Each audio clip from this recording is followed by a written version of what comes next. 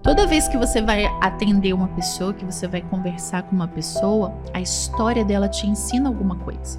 E hoje eu falo que o maior desafio que o mercado de trabalho tem é manter as pessoas dentro das empresas. A gente sabe, né, que um processo trabalhista atormenta a vida do empresário. Você criar ferramentas, mecanismos ali dentro da empresa, onde você consegue identificar até onde aquele empregado realmente está comprometido com a empresa. Você vai contratar um analista financeiro, que ele é totalmente influente, adora conversar, é o cara gente boa, que conversa com todo. Ele não vai ter concentração na tarefa que ele vai fazer. Colégio Adventista apresenta, pela primeira vez em Cachoeiro, Grupo Prisma Brasil. Eu vou proclamar em nome, Senhor. Dia 30 de novembro, às 19 horas, na Igreja Batista Renovada do Balão. Com o meu coração. Para maiores informações, escaneie o QR Code na tela ou acesse doit.com.br/prisma-brasil. Organização e realização, Colégio Adventista de Cachoeiro de Itapemirim. Dia 30 de novembro, vamos louvar juntos com o Prisma Brasil. Te vejo lá!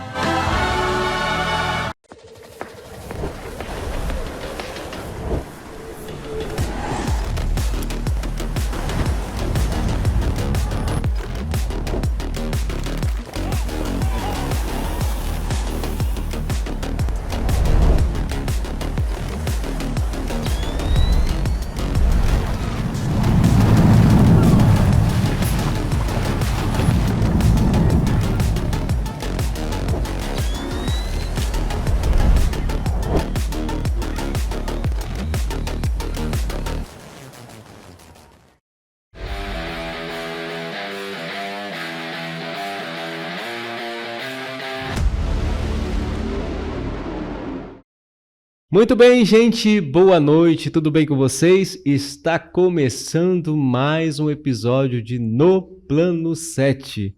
E no episódio de hoje, nós temos a honra de receber doutora Roberta Zoboli.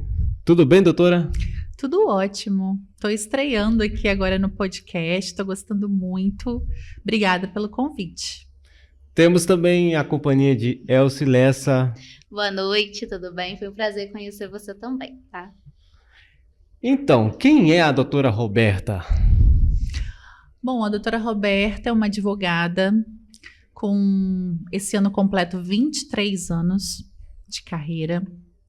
Me formei aqui na FDCI em Cachoeiro, minha família daqui, sou de Cachoeiro, e fui traçar advocacia no Rio de Janeiro, num primeiro momento.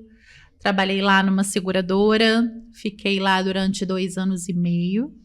Depois retornei para Cachoeiro e trabalhei mais 12 anos em outros escritórios, como associada, em 2 grandes escritórios da cidade.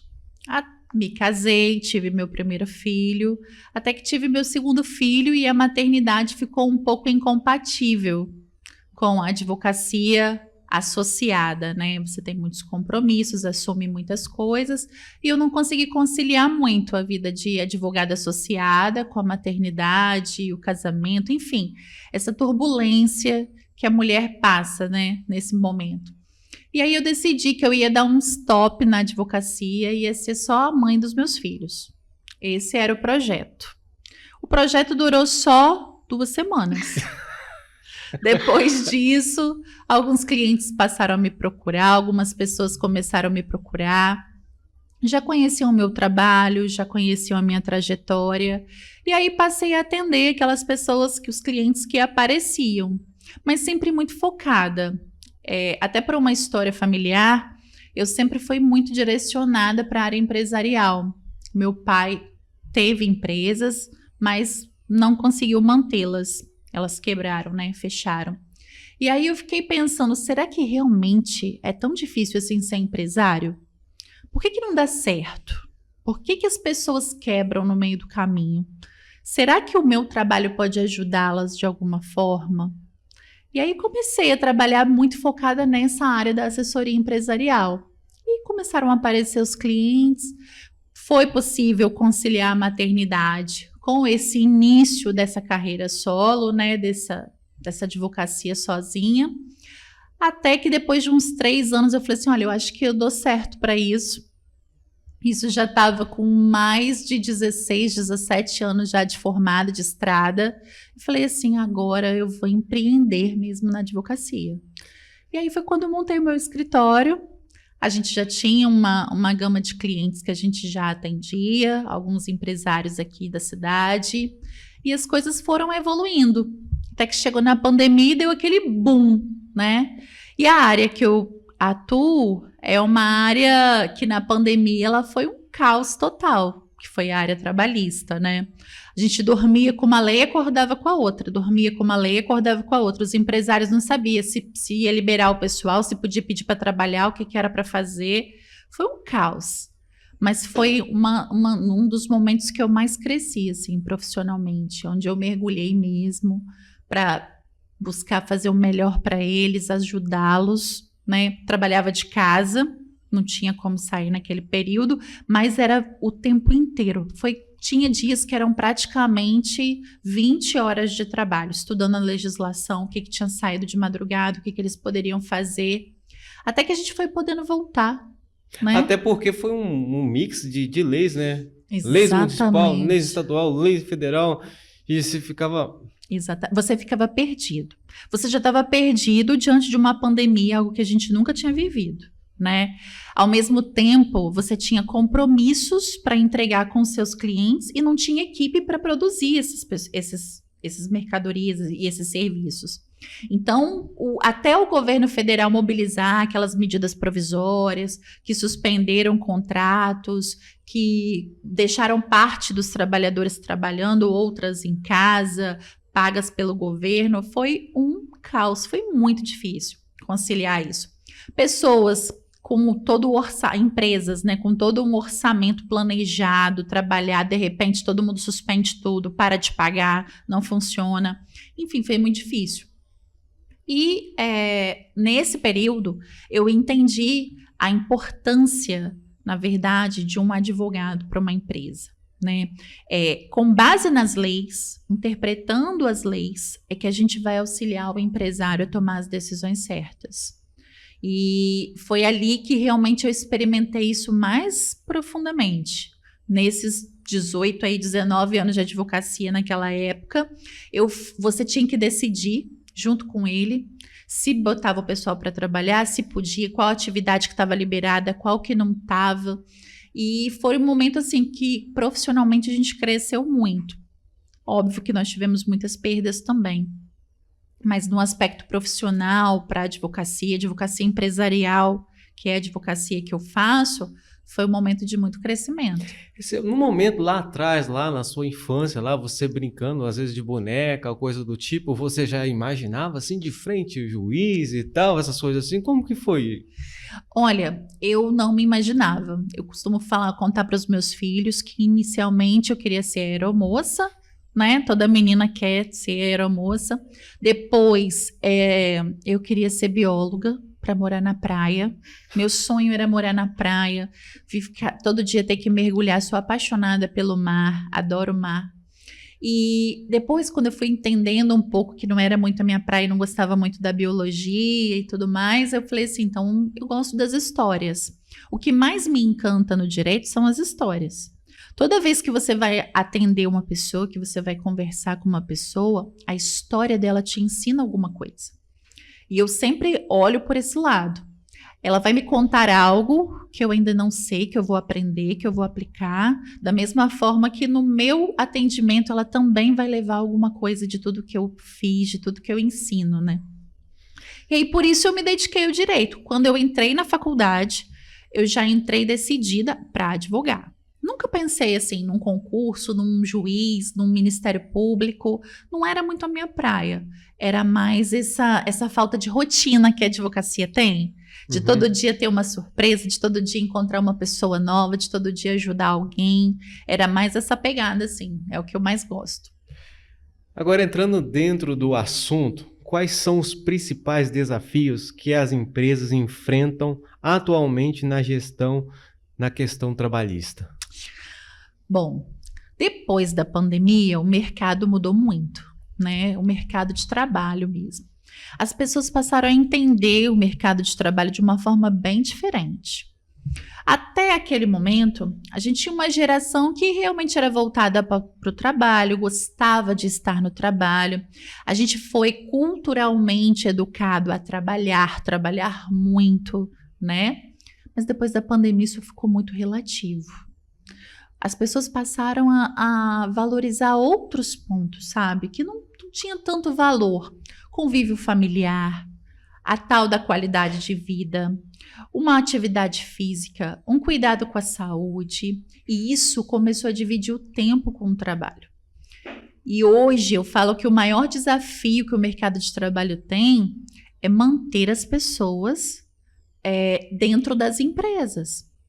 A gente, com certeza, conversando com os empreendedores, a gente vê com os patrões, a gente vê o seguinte: Roberta, a rotatividade está muito grande. As pessoas entram e se não tiver, a empresa não tiver um padrão de qualidade que atenda a expectativa de vida dela, o que ela quer realmente para ela, sai sem problema nenhum. Pede conta, vai embora. Então as empresas estão enfrentando um desafio de reter os talentos. Esse é o primeiro. Um segundo grande desafio é contratar pessoas adequadas àquelas atividades. Então, às vezes, o empresário, por exemplo, quer tapar um buraco e ele contrata a primeira pessoa que vê ele na frente. Um parente. Será que ela é a mais adequada para aquela situação? Será que ela tem as competências que realmente eu preciso? Porque senão vai ser mais um custo daqui 3 meses com rescisão de novo. E eu vou pagando rescisão, quando eu vejo no final do ano, eu já paguei mais de 10, 15, 20 rescisões por uma contratação errada. Então eu vejo que a contratação também ela é muito falha e é um desafio. A gente está acostumado a falar assim: o que você sabe fazer? Aí a pessoa fala: eu sei fazer isso, isso e isso. Mas será que aquele perfil comportamental vai se encaixar no perfil da minha empresa?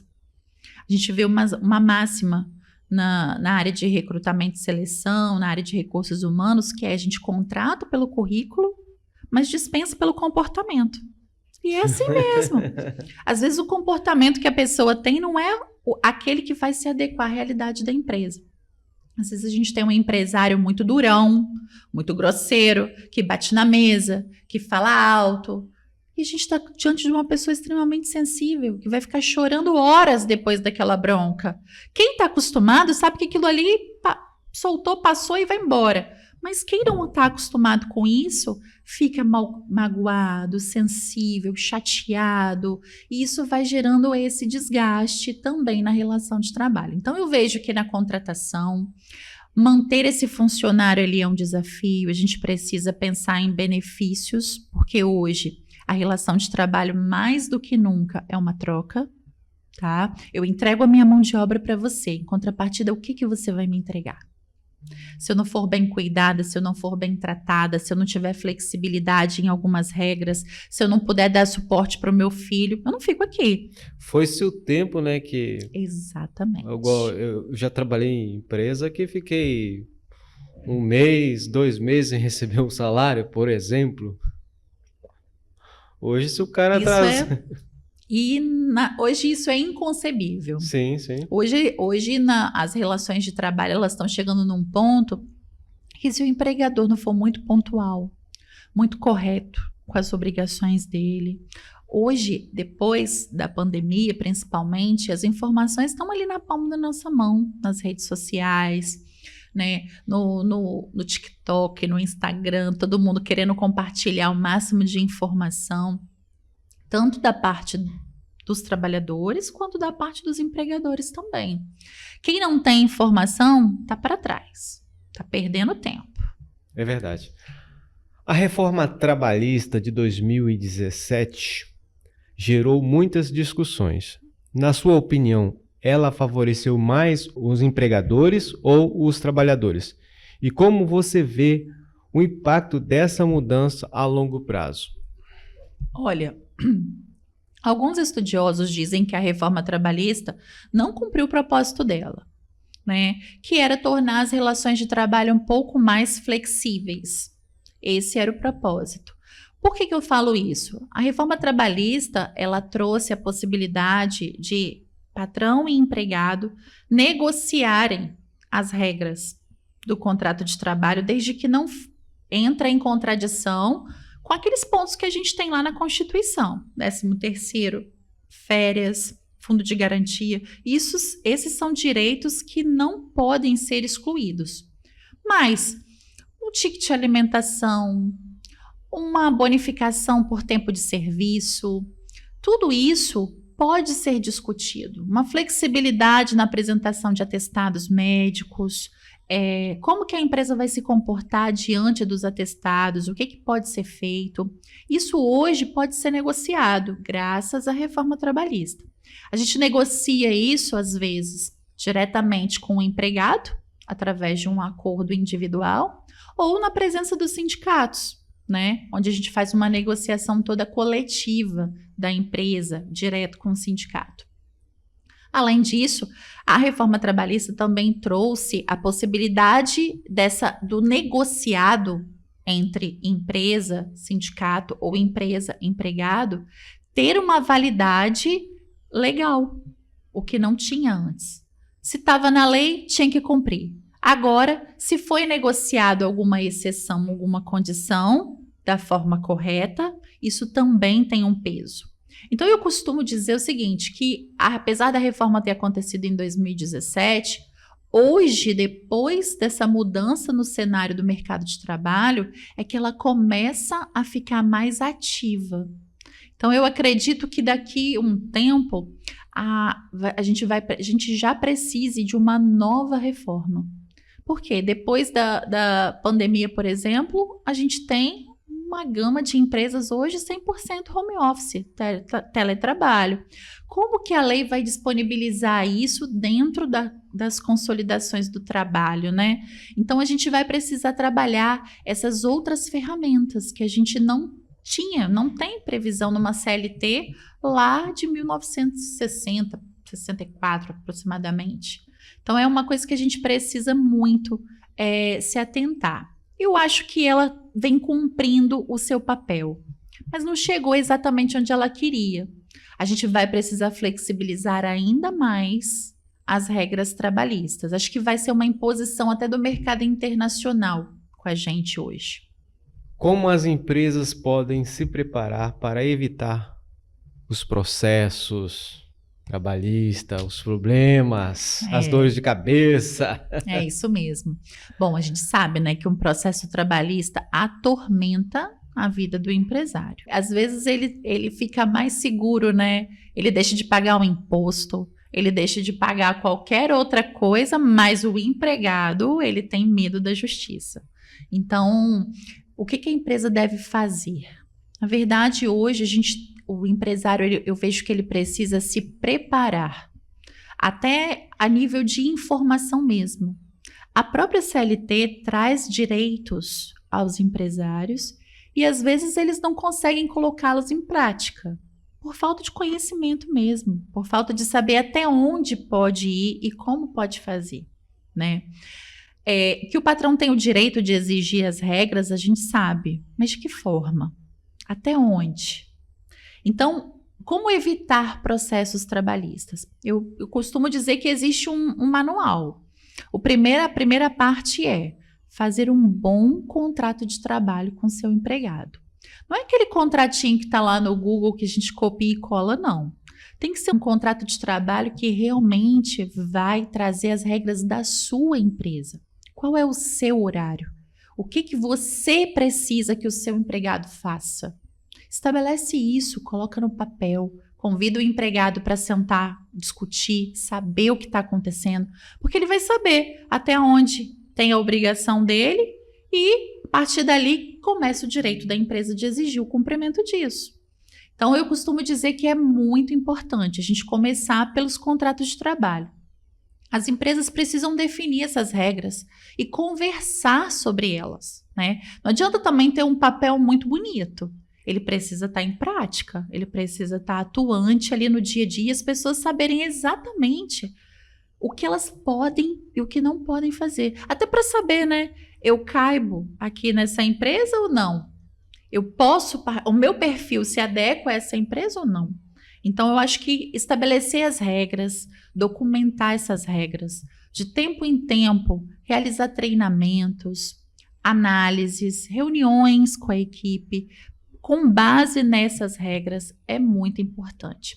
E a gente não pode também deixar de falar uma coisa, não é só regras.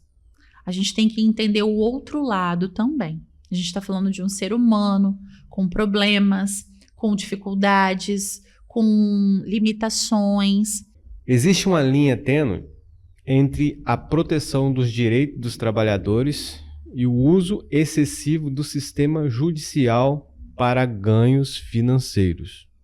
Como evitar que trabalhadores usem a legislação de má fé? Infelizmente acontece, sabe? É bem comum. A gente chama que existem alguns reclamantes de carteirinha.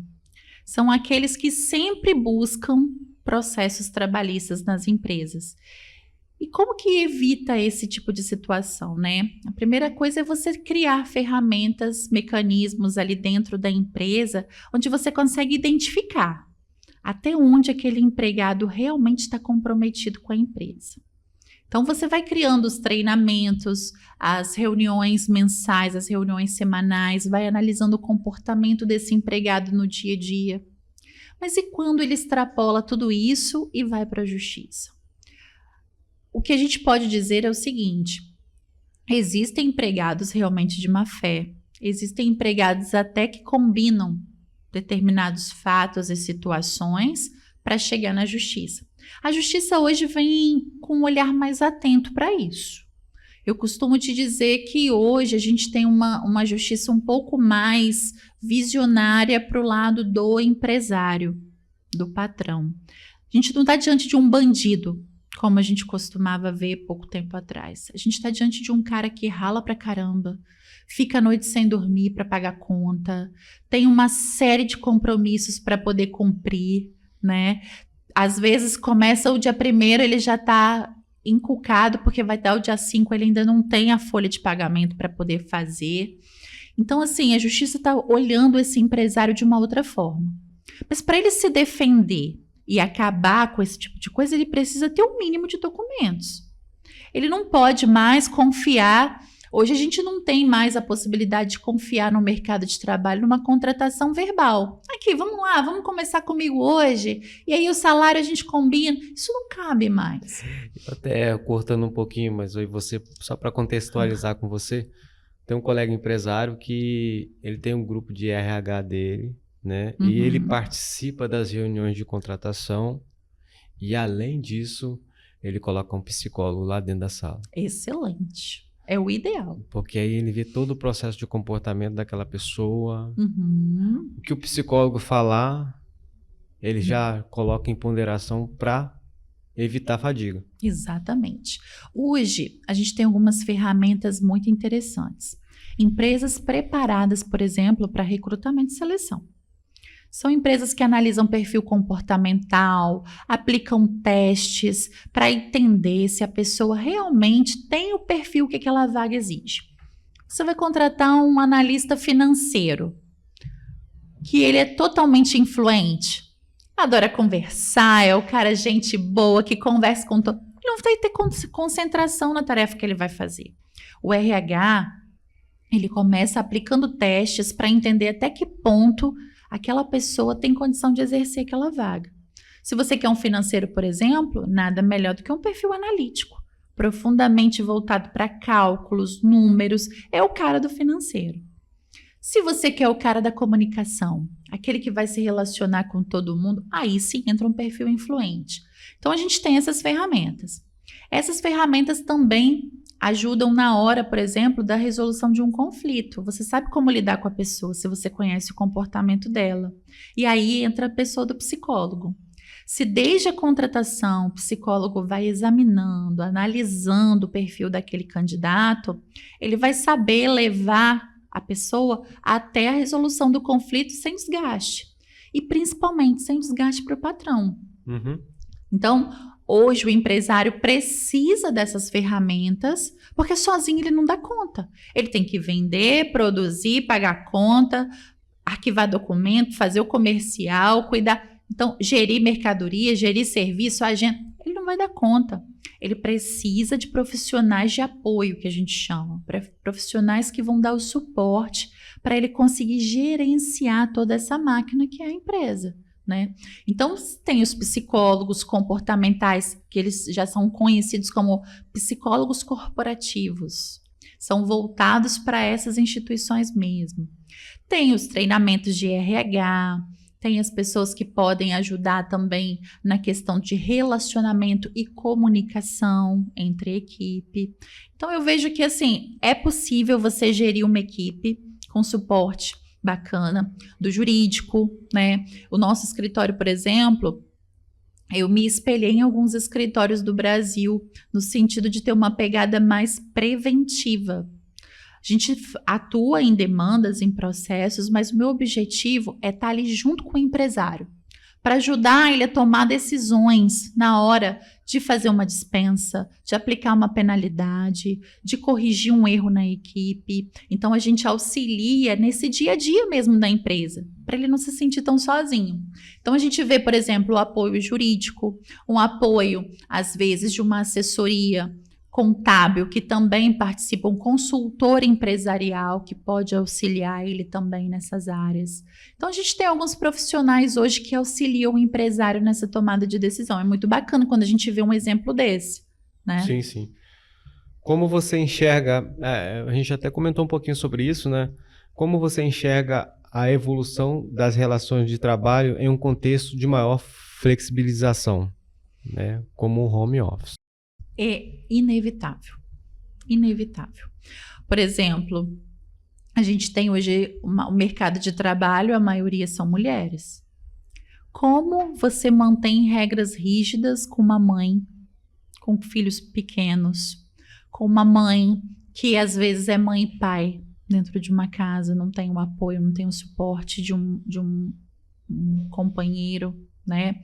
Então, se você for muito rígido nas suas regras, vai ser sempre mais difícil encontrar os profissionais para trabalhar com você. Eu costumo chamar a atenção de que, às vezes, se você não está encontrando os profissionais para ingressar na sua equipe, você tem que repensar um pouco nas suas regras. E aí a gente começa falando um pouco também da cultura da empresa. Existem empresas que têm uma cultura muito flexível. Você só precisa vir aqui 2 dias na semana. Os outros 3 você pode fazer home office, você pode trabalhar no coworking, você trabalha onde você quiser. Aqui em Cachoeira a gente tem empresas dessa forma. Em contrapartida, tem aquelas que são rígidas. Você tem que bater o horário para chegar, o horário para sair. Se sair mais cedo, vai fazer isso. Essas empresas tendem a ter mais dificuldade na contratação. A gente vê que numa crise no mercado de trabalho, a dificuldade do mercado de trabalho em contratar, as empresas mais flexíveis são aquelas mais atraentes, né? Então, às vezes, a empresa precisa repensar um pouco na cultura dela, para ela conseguir atrair as pessoas certas. O horário que esse profissional, por exemplo, vai te entregar é importante para você? Se não, vale a pena arriscar no home office. Tem algumas demandas, por exemplo, que não tem necessidade de entregar num horário comercial. Se você flexibiliza as regras, eu preciso isso aqui entregue no dia tal. Se ele vai trabalhar à noite na hora que o filho está dormindo, se ele vai trabalhar à tarde, pela manhã, não te importa, ele vai te entregar a tarefa pronta e é isso que você precisa. Em termos de assédio moral, muitos advogados empresariais defendem que o conceito está sendo expandido de forma a incluir até situações cotidianas no ambiente de trabalho. Qual é o limite entre gestão e assédio moral? Bom, assédio moral está no top 5 da Justiça do Trabalho. Isso é importante a gente entender. Dentre os 5 pedidos com mais incidência na Justiça do Trabalho, o assédio moral está lá. Isso por quê? Porque as pessoas já não levam mais desaforo para casa. E a gente tem que entender essa mudança de comportamento. Aquele empresário muito ditador, muito grosseiro na forma de se comunicar, fatalmente vai receber uma cartinha da Justiça do Trabalho. Se não recebeu, está prestes a receber. Eu costumo dizer o seguinte: o assédio moral existe. Ele tem casos que realmente são desproporcionais, não tem a necessidade. Se a gente for entender num contexto macro, esse empresário sufocado, com tributação excessiva, contas para pagar, desafios para romper, clientes para atender, vendas para realizar, uma hora ele vai explodir. E geralmente ele explode na pessoa que está mais perto dele. E aí a gente está falando de um funcionário, de um empregado, que às vezes não tem nada a ver com isso. Eu costumo dizer o seguinte: o assédio moral ele não é relativizado, mas ele precisa ser provado. E para a Justiça do Trabalho, acontece o assédio moral quando esse fato acontece reiteradas vezes. Uma única vez, um desabafo, um tom mais áspero de conversar, em uma única vez, não vai gerar um assédio moral. Então, a gente tem que entender, de um lado, uma pessoa extremamente... Caiu o mundo na cabeça dele e do nada ele... Exatamente, explodiu. ele vai explodir. Agora, por outro lado, a gente tem um trabalhador mais sensível. Eu já li até uns colegas chamando do trabalhador que está mais Nutella. É aquele que não aguenta com muita coisa, é aquele que se sensibiliza de uma forma mais do que os outros, entendeu? Esses casos aí merecem atenção, porque para a Justiça do Trabalho eles precisam ser provados. Não basta eu chegar e dizer assim, o meu patrão fez isso comigo. Não é o suficiente. Tem que ter prova, tem que ter testemunha. Eu vejo que a Justiça também vem inibindo um pouco esses pedidos. Há um tempo atrás, depois da reforma trabalhista, essas condenações eram mais altas. Agora não mais.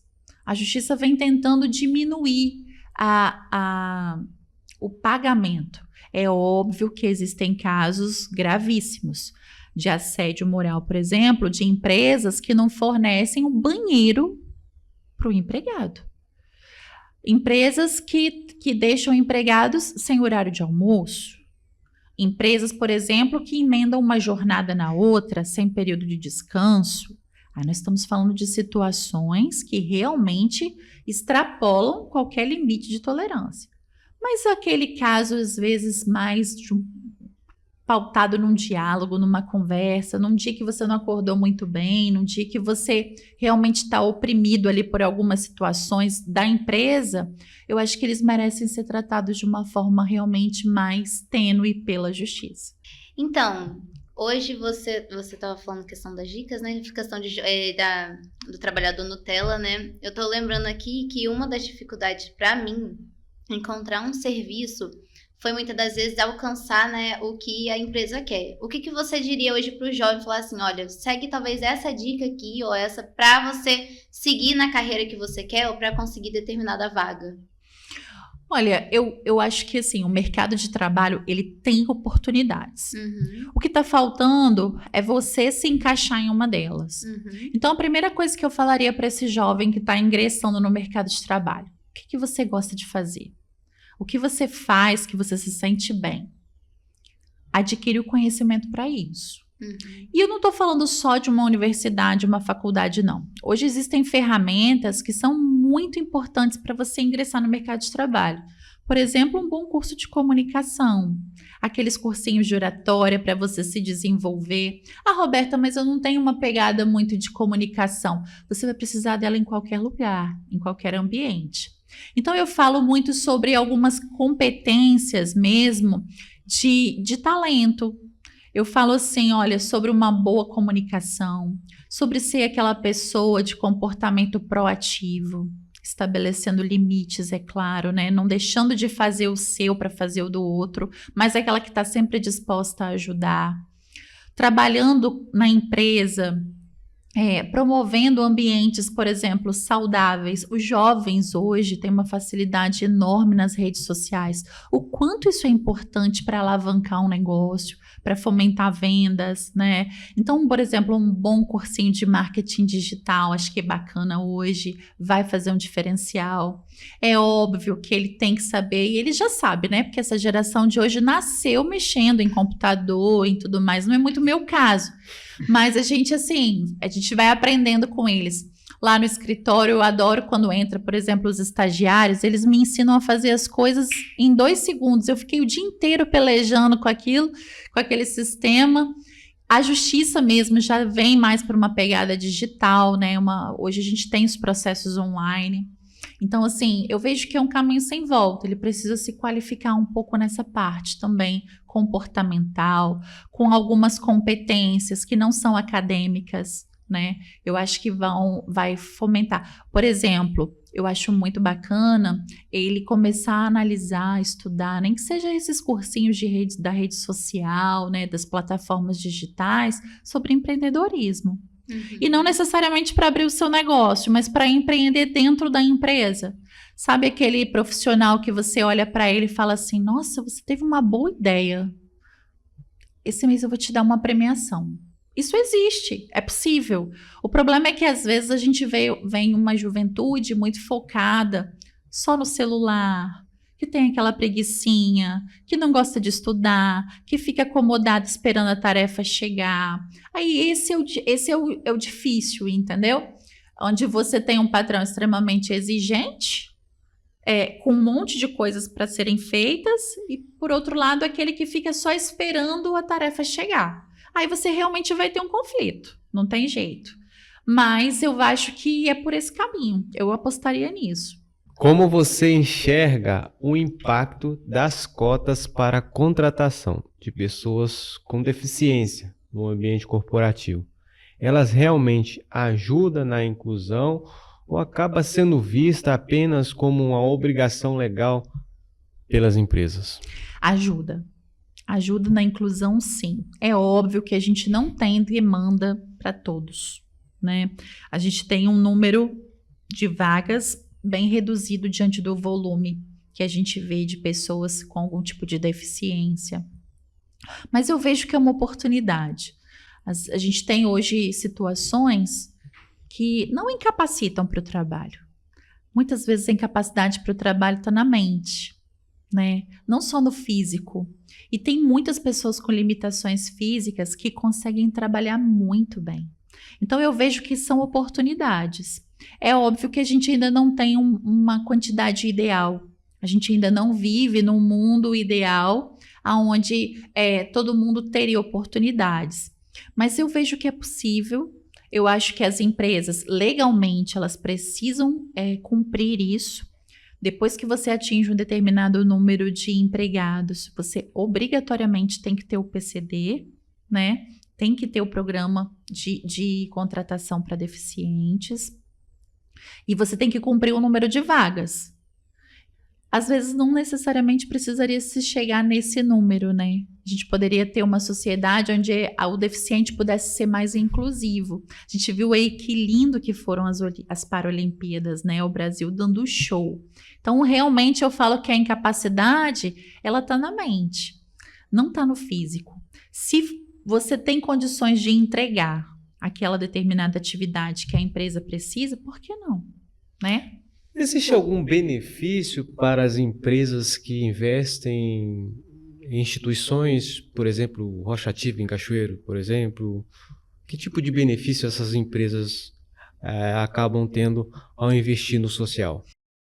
O governo do estado, ele tem uma série de leis que trazem benefícios para as empresas que apoiam a área social, né? A gente tem alguns benefícios estaduais que falam sobre isso. As empresas destinam parte, por exemplo, dos seus impostos para projetos sociais, para cumprir aquela função que o Estado não consegue fazer, né? A gente tem isso também na área cultural, por exemplo, o governo federal disponibiliza parte dos recursos, você pode destinar uma parte do seu imposto de renda, por exemplo, a uma instituição cadastrada, que tenha realmente seriedade, que é uma instituição fiscalizada. E que tipo de benefício que a empresa assim acaba tendo com essa... A gente tem o aspecto... A primeira coisa que eu vejo, por exemplo, quando investe na Rocha Ativa, eu, por exemplo, sou uma beneficiária da Rocha Ativa lá pelo escritório. O meu primeiro ponto é realmente saber que o valor que eu estou ofertando ali, que eu estou direcionando, ele vai chegar na criança carente, no beneficiário mesmo real. Ele não vai ser desviado. Né? Sim. Então você tem aquela situação da solidariedade mesmo, que é nata de algumas empresas. Além disso, a gente tem também alguns benefícios fiscais, né? As empresas que apoiam determinados projetos, elas têm incentivos fiscais. Então, por exemplo, redução de determinadas alíquotas de impostos, isso acontece também. Então, assim, você consegue destinar parte do seu imposto para uma organização regulamentada, faz o social e também tem os incentivos fiscais que o governo vai dando. Você poderia compartilhar algum exemplo de um erro comum que empresários cometem em relação às leis trabalhistas? Alguns. Bom, a primeira coisa é o seguinte, né? O primeiro erro que ele comete é subestimar que o empregado não tem aquela determinada informação. Então, esse é o primeiro, em todos os aspectos. Eu vou pedir para ele fazer hora extra, mas não precisa pagar, não. Finge que... Deixa ele cobrar, né? Então, assim, você subestima que o empregado realmente tenha conhecimento daquele direito. Hoje, com a rede social, é impossível, né?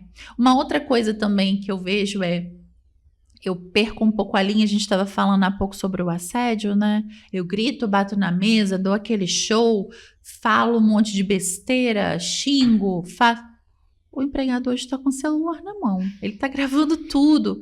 Você não precisa nem de ter uma contraprova, é só você chegar lá e esperar a condenação.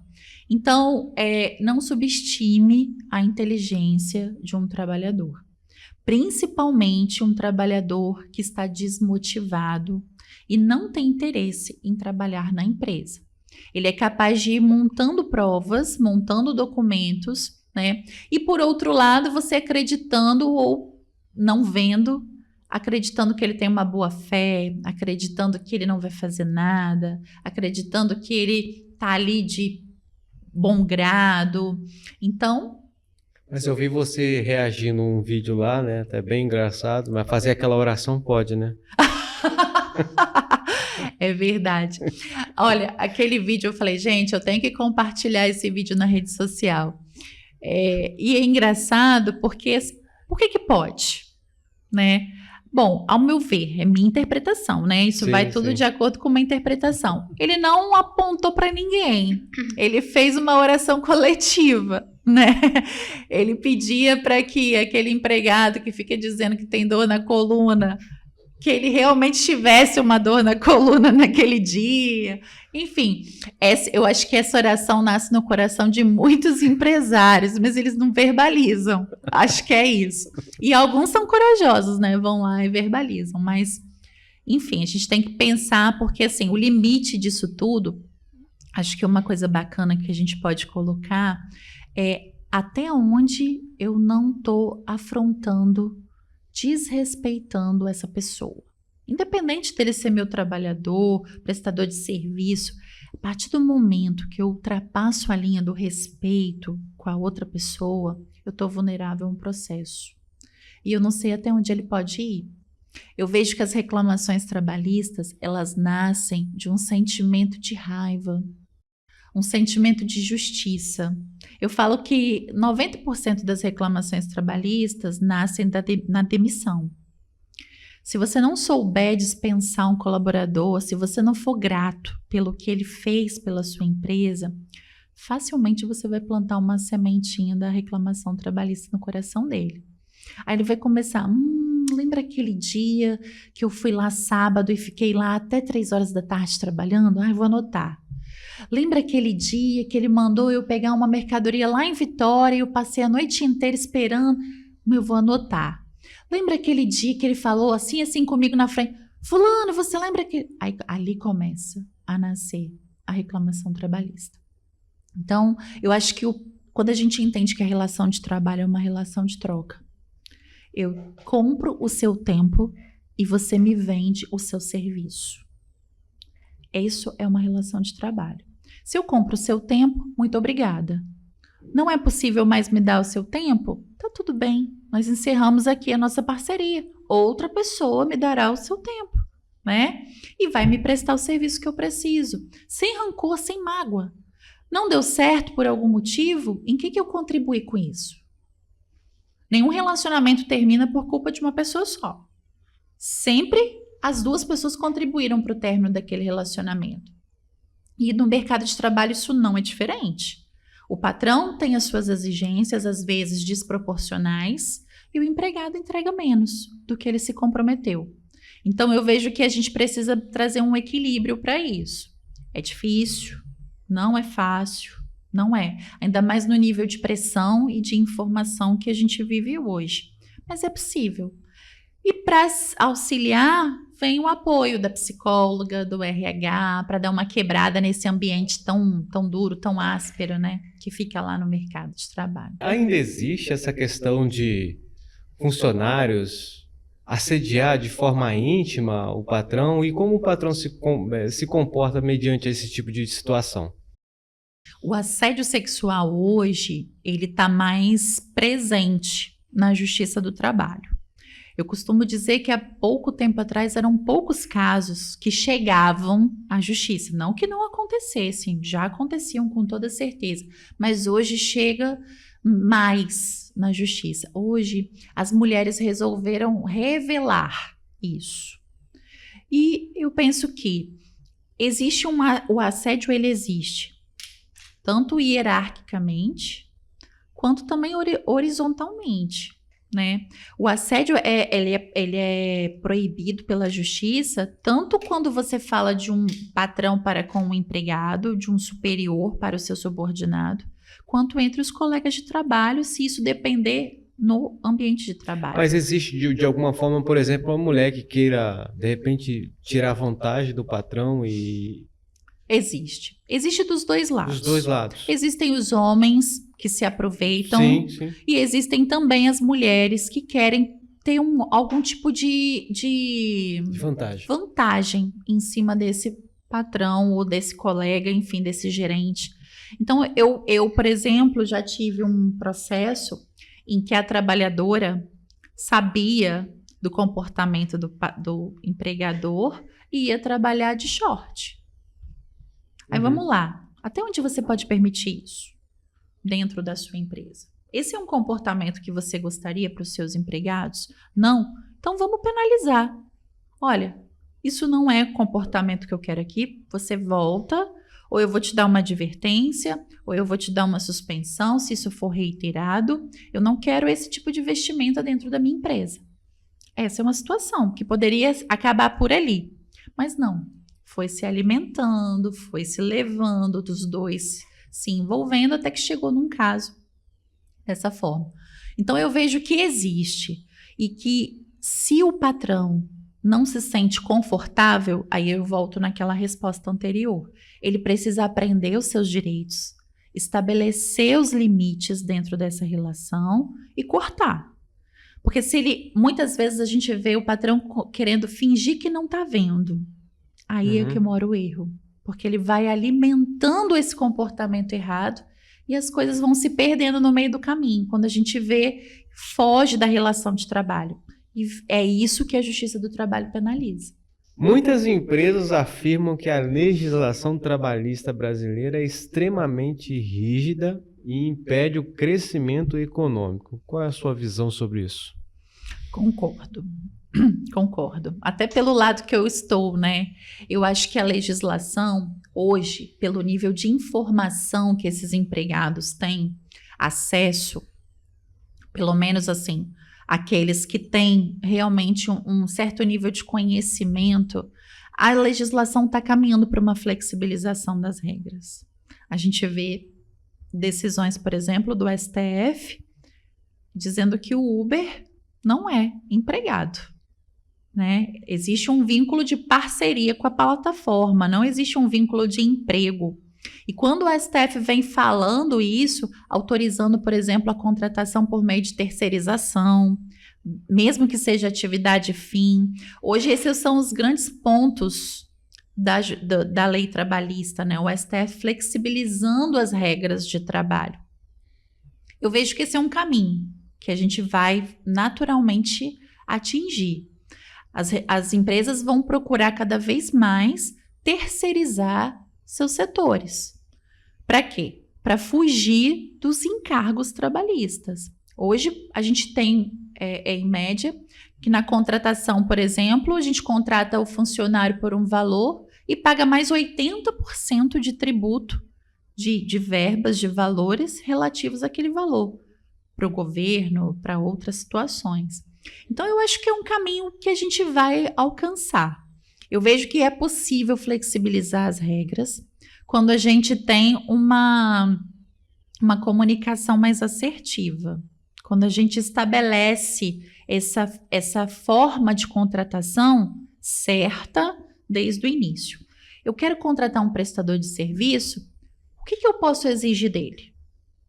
Eu quero contratar um empregado, qual a diferença que existe entre o empregado e o prestador de serviço? Isso é muito importante que o empresário tenha em mente. Se eu estou contratando um prestador de serviço, não posso exigir dele horário.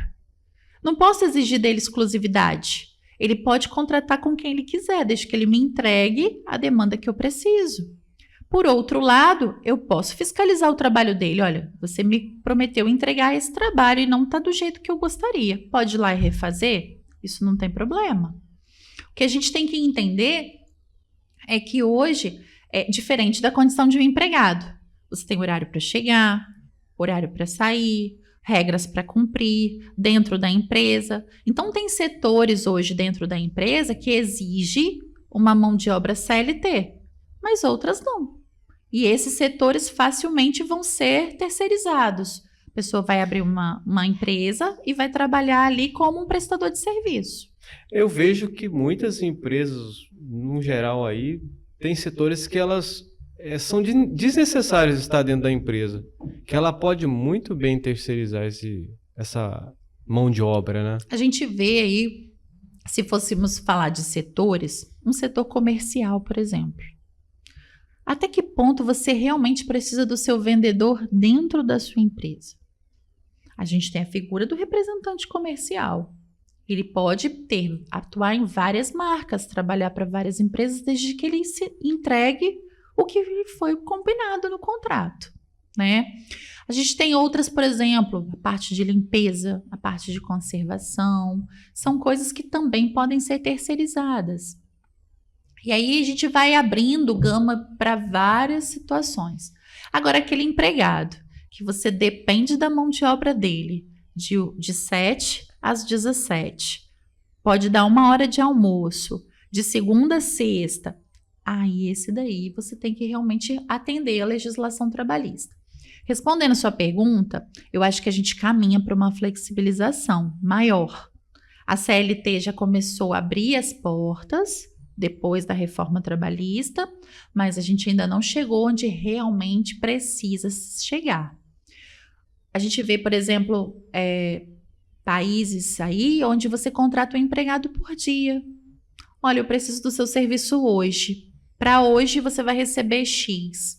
Tá ok para você? Tô. Amanhã pode ser que sim, pode ser que não. Amanhã é outro dia, entendeu? A gente tem uma cultura de vínculo, né? Por tempo indeterminado e tudo mais. Mas eu acho que isso vai caminhar para uma flexibilização, sim. Tem algo que acontece, é igual aqui na empresa mesmo, nosso trabalho aqui, a gente trabalha com criação de rótulos e tal, e muitas empresas às vezes montam lá sua estrutura e tal, e imediatamente quer colocar um designer lá dentro, para trabalhar lá dentro. E aí Tipo assim, a gente deixa às vezes quebrar a cabeça, né? Beleza, vamos colocar o design lá dentro, né? A partir do momento que a gente começa a conversar, né? Falar, de repente, do valor unitário que é para construir isso aqui, tal, que você vai pagar uma vez só e não vai precisar de ficar pagando, tal. A hora que eles chegam ao cálculo final, fala, não tem necessidade de eu manter esse cara aqui dentro. Tá vendo? Tem alguém que me atende. Além disso, é menos uma pessoa para eu controlar o horário, para eu controlar o atestado, para eu controlar a falta, para eu falar sobre o ticket de alimentação, para, enfim, combinar férias, fazer. É menos um. Sim. Eu posso terceirizar, eu vou ter a mesma qualidade, o mesmo serviço que eu teria se eu tivesse uma pessoa aqui. Então é possível terceirizar sem problema nenhum e reduzindo o custo para a empresa. A partir do momento que você é contratado, você combinou o valor, esse o seu valor, acabou minha responsabilidade. Então eu vejo que a legislação vai caminhar para esse caminho mesmo, esse segmento. Doutora, papo muito bom. Obrigada. Eu queria que você deixasse aí as suas considerações finais. Alguma coisa que faltou, de repente? Elcio, tem alguma dúvida, Elcio? Não. Gostou da aula, Elcio? Sim, com toda certeza. Fique à vontade, essa câmera aqui é toda sua. Bom, eu vejo que, para falar de direito do trabalho, voltado especialmente para os empresários, é fundamental despertar o interesse neles em buscar mais informação. Você acha que sabe, você não tem certeza, e é muito bom tomar decisões pautadas na certeza do que realmente pode acontecer. Então, se você é empresário, se você coordena uma equipe, se você trabalha com pessoas, depende de pessoas para o seu negócio crescer e evoluir, não adianta falar que vai mandar todo mundo embora, que vai fechar, que não precisa de ninguém, que a vontade é fechar. Não é a solução. A solução é se preparar para enfrentar esse mercado de trabalho que está tão diferente do que a gente já viu antes. Então é bom você ter uma boa assessoria, estar rodeado de pessoas do bem, que prestem atenção no seu negócio assim como você, que tenham um olhar para o seu negócio assim como você, e que você também saiba respeitar a sua equipe. A comunicação hoje em dia é a ferramenta fundamental para a gente construir uma relação de trabalho duradoura. Se você tem dificuldade com isso, procura ajuda. Se você não souber se comunicar com a sua equipe, facilmente você vai receber uma reclamação trabalhista. Então, os direitos estão aí, a gente não consegue mudar. Se eu acho justo ou injusto, não interessa, eu tenho que cumprir. Para eu cumprir da melhor forma possível, eu preciso me preparar, entender até onde vai o meu direito e quais são as minhas obrigações reais. Então, esse é o recado que eu tenho para deixar para os empresários que vão assistir aqui. Preparem-se e enfrentem esses desafios aí com a contratação. Não precisa ter medo, não, né? De empreender, não, né? Sempre tem aí a doutora Roberta para ajudar. É verdade. Estamos à disposição. Doutora, muito obrigado. Muito obrigada. Obrigada pelo convite. Prazer, Elci. Foi um prazer te conhecer, tá? Prazer é nosso. Valeu, Elci. Sim. Valeu, gente. Uma boa noite. Boa noite. Boa noite.